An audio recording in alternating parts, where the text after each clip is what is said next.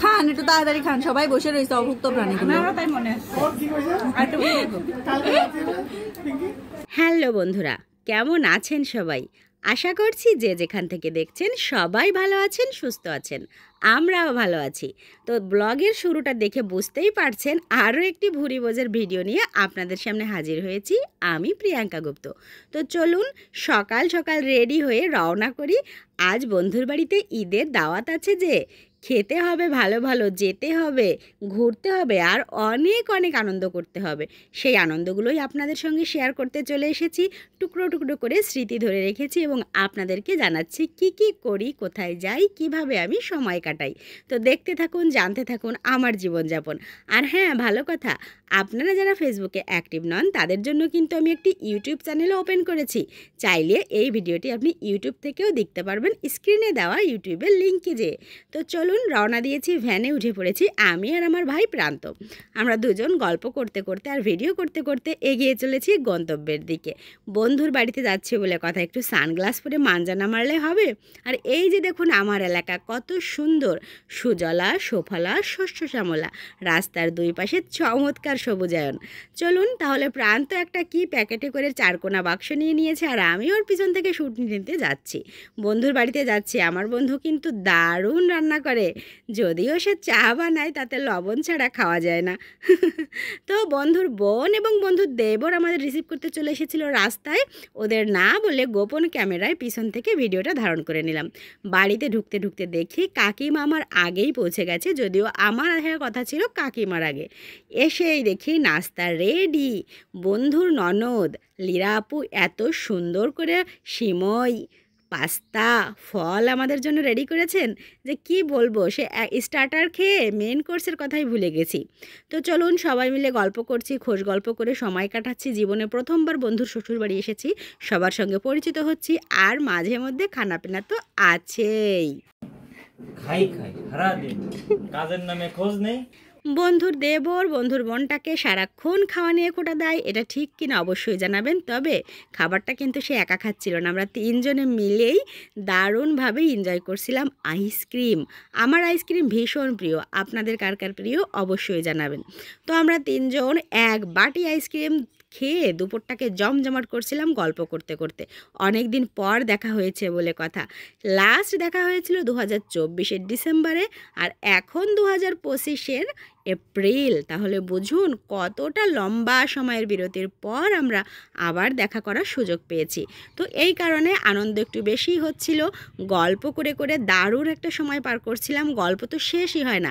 আর এই যে ছোট্ট ইরিনা, তার যে এই কয়েক মাসের গল্প, হোস্টেল লাইফের গল্প, তার ভার্সিটির কথা সেগুলো বলছিল, এবং ভার্সিটির কিছু স্মৃতি, ফোনে যে ছবি টবিগুলো আছে সেইগুলো ওপেন করে করে দেখাচ্ছিল।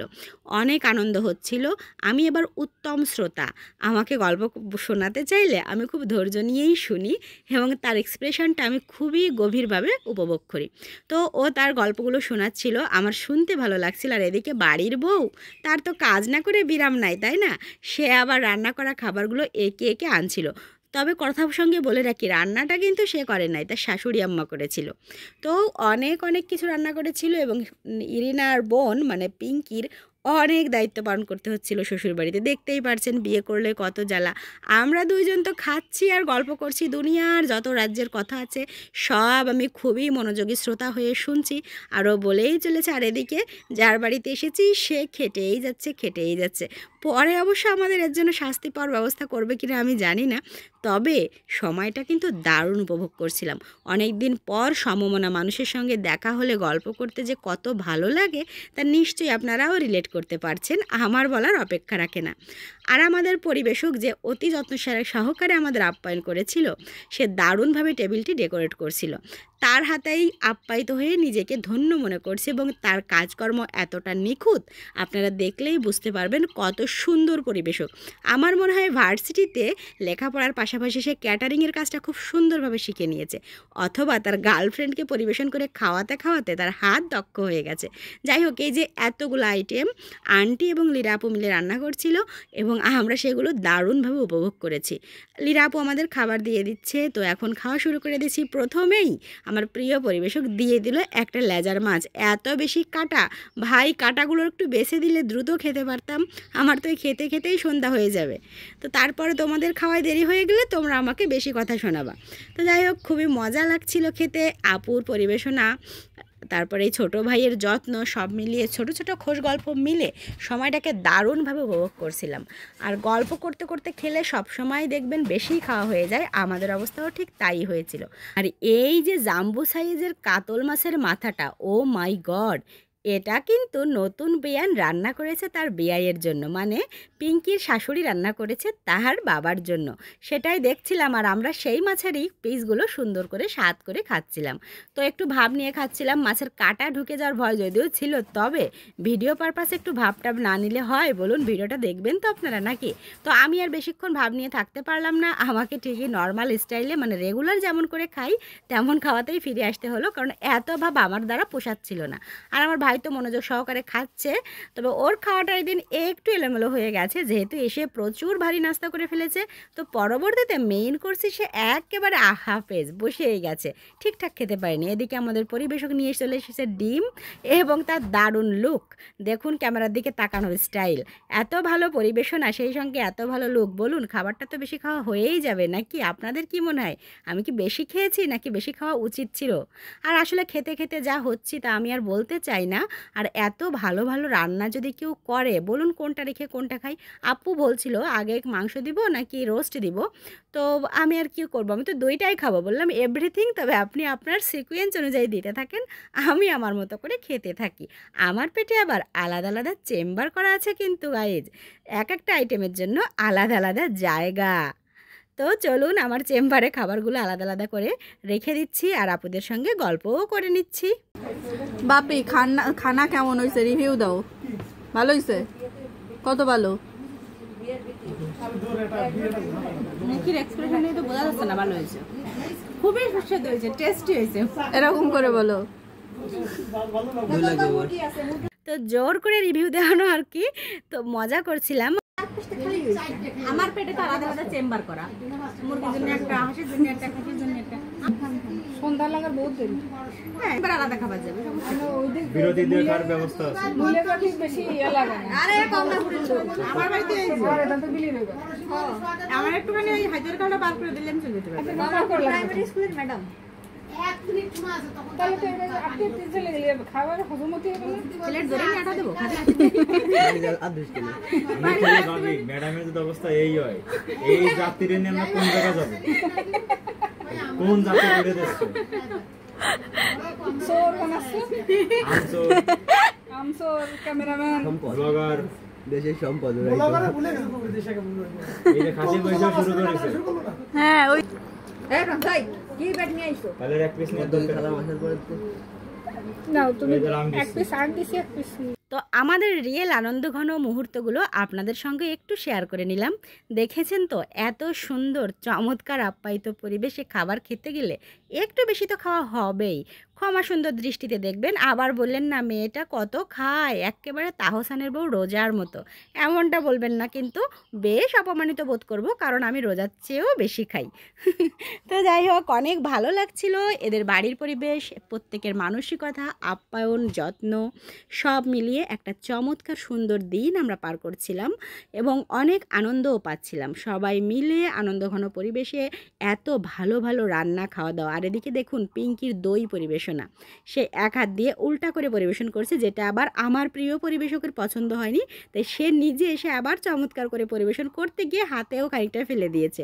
যাই হোক, দইটাও অনেক সুস্বাদু ছিল এবং মাংস দিয়ে দই খাওয়ার যে ব্যাপারটা বা মাছ খাওয়ার যে ব্যাপারটা, এটা আমি দারুণভাবে উপভোগ করি এবং আমার মনে হয় যে এই দই থেকে আবার প্রথম দিকে ফিরে আসি, মানে আবার উল্টা দিকে খাওয়াটা স্টার্ট করে দিই। যখন মুখে দই পড়ে তখন যেন স্বাদটা আরও বেড়ে যায়, আরও খাবার খেতে ইচ্ছে করে। তো সেভাবেই খাচ্ছিলাম এবং উপভোগ করছিলাম আজকের দিনটা। আন্টি এত ভালো রান্না করেন কেন আপনি? এই তো এমনি মোটামুটি করে খেয়ে মোটা হয়ে যাচ্ছে, সব ভালো লাগতেছে, সব খায় এরপরে রান্না করলে ফোন করবেন খাওয়ার জন্য। চলে আসলেই তো হবে এই ফোন দিতে বেকা এই বিল কোনো ধর আরে না কোন দিন ভালো রানবি সেটা কি আগে তো জানাতে হবে। আসলেই ভালো রাখবো না তুমি তো ডালে রান্না করতে কিছু পারো না। এই আমি পারি মা আমি রান্ধি না কোন খালি কেউ খেতে পারবে না বিশ্বাস করি না। এই তোরা সামনে খাইলাম না ওই বেশি খেতে পারি তো দেখছেন তো জোর করে আন্টির কাছ থেকে একদিন খেয়ে মন ভরেনি, আরও অনেক দিন খাওয়ার দাওয়াত নিয়ে এলাম। মানে এত ভালো লাগছিল যে মনে হচ্ছিল রোজ আসি, রোজ এরকম সুন্দর সুন্দর রান্না খাই। শরীর যা হবে হোক, কোনো ব্যাপার না, তাই বলে কি খাবো না বলেন। অনেক সুন্দরভাবে খেলাম, এদের সঙ্গে আনন্দ করলাম, তারপর এদেরকে খেতে বসিয়ে দিয়ে একেবারে নির্লজ্জের মতো এদের বাড়ি ত্যাগ করে আমার বাড়ির দিকে রওনা হলাম।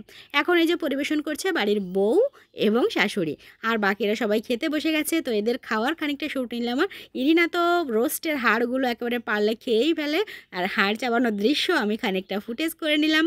কত রুচি নিয়ে কত তৃপ্তির সঙ্গে খাচ্ছে দেখে বুঝতেই পারছেন টেস্ট কতটা ভালো এসেছে। আর পরিবেশক তো ভালোই পরিবেশনা শিখছে, শ্বশুরবাড়িতে অনেক কিছু শেখা লাগে, সেটা পিঙ্কিকে দেখে আর কি আমি উপলব্ধি করলাম।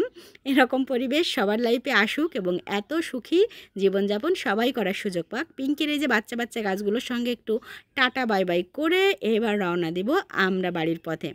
তো আমার ভিডিওটি দেখলেন, কেমন লাগলো অবশ্যই কমেন্ট বক্সে জানাবেন। আর ভিডিওটি ভালো লাগলে লাইক কমেন্ট শেয়ার অবশ্যই করবেন।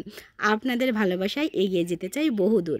এরকম ভিডিও আপনাদের যদি ভালো লাগে তো আমাকে কমেন্ট করে জানাবেন, আমি আরও অনেক অনেক খাওয়ার ভিডিও আপলোড করব। কিংবা আপনার কেমন ভিডিও আমার কাছ থেকে আশা করেন সেটা জানাতেও ভুলবেন না। গলার অবস্থা ক্ষমা সুন্দর দৃষ্টিতে দেখবেন, পাশে থাকবেন। দেখা হচ্ছে পরবর্তীতে কোনো ভিডিওতে। এই যে দেখুন চমৎকার সুন্দর একটা রাস্তা পিঙ্কিদের বাড়ি প্রবেশ করার, একেবারে সবুজ, সেইখান থেকে আমরা চলে যাচ্ছি। পিঙ্কিকে টাটা বাই বাই জানিয়ে দিলাম, হয়তো আবার কখনো আসবো, দেখা করব। আর আপনাদের ভালো লাগলে ভিডিও তো নিশ্চয়ই করব। আর এই যে বাঁশবাগানের ভিতর দিয়ে যাওয়ার যে ব্যাপারটা, চুলটা ছেড়ে দিয়ে কেমন যেন একটা ভৌতিক অনুভূতি হচ্ছিল, একটু ভয় ভয় লাগছিল যে এরকম ভরপেট খাওয়া দাওয়া করে এখন বাঁশবাগানের নিচ দিয়ে হাঁটতে হাঁটতে যাচ্ছি, না জানি ভূত এসে আমার ঘাড়ে পড়ে। আসলে কি এরকম হয়, বেশি ভালো খাবার খাওয়া দাওয়া করে বাঁশবাগানের নিচ দিয়ে যদি চুল ছেড়ে যাওয়া হয় তো ভূতে ধরে? আপনারা কি জানেন বিষয়টা? যদি জানেন কমেন্ট করে জানাতে ভুলবেন না। আপনার কমেন্টস আমাকে পরবর্তীতে সতর্ক থাকতে সহযোগিতা করবে। ওই যে রাস্তা দেখা যাচ্ছে, এইবার আমরা ওই রাস্তায় যাব এবং আমাদের বাড়ির দিকে যে গাড়িগুলো যায় তাদের সঙ্গে অর্থনৈতিক বিনিময়ের মাধ্যমে আমরা বাড়ির পথে রওনা দেব।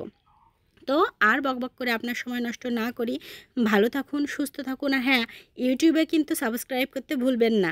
আপনাদের জন্যই আমি ওপেন করেছি আমার একটা নতুন ইউটিউব চ্যানেল, এবং সেখানেও পেয়ে যাবেন আমার পছন্দের কাজকর্মের অনেক অনেক ভিডিও। Tata bye.